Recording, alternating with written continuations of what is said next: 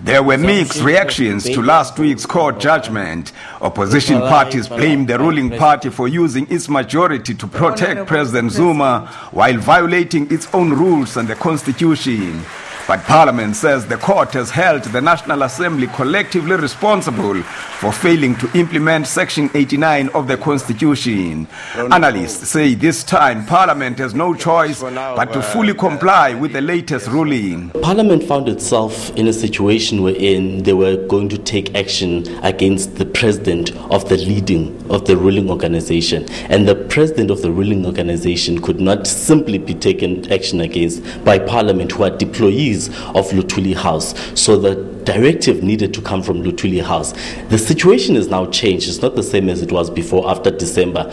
Jacob Zuma is no longer the president of the ANC. He's simply a mere deployee of the ANC. It's clear that the Nkandla judgment had a huge impact on ANC MPs as well as other ANC members in terms of those who still supported President Zuma and those who now sat on the fence or changed sides. South Africa is a Westminster-style democracy where Parliament operates on party caucuses and each party takes a majority decision and votes accordingly. So a lot is going to depend upon what the ANC caucus decides in the next few days.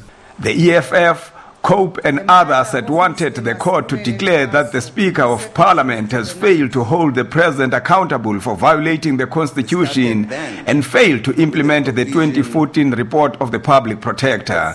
Analysts believe that the latest court order is not only putting Parliament on the spot, but also the President and the ANC. You have Parliament that has been found wanting twice, and they will not want to be found wanting for a third time. You have a change in the leadership of the ANC.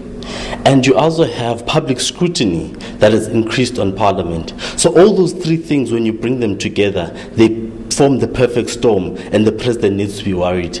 I think that quite a few ANC MPs understand that from the viewpoint of a DA election campaigner, every month that President Zuma continues in office is a gift that keeps on giving, in terms of ANC voters abstaining at the polls and not doing so. That puts pressure on the ANC MPs to be serious about an early retirement of President Zuma. Parliamentarians are expected back towards the end of the month to rectify this issue. The President will officially open both houses of Parliament on the 8th of February.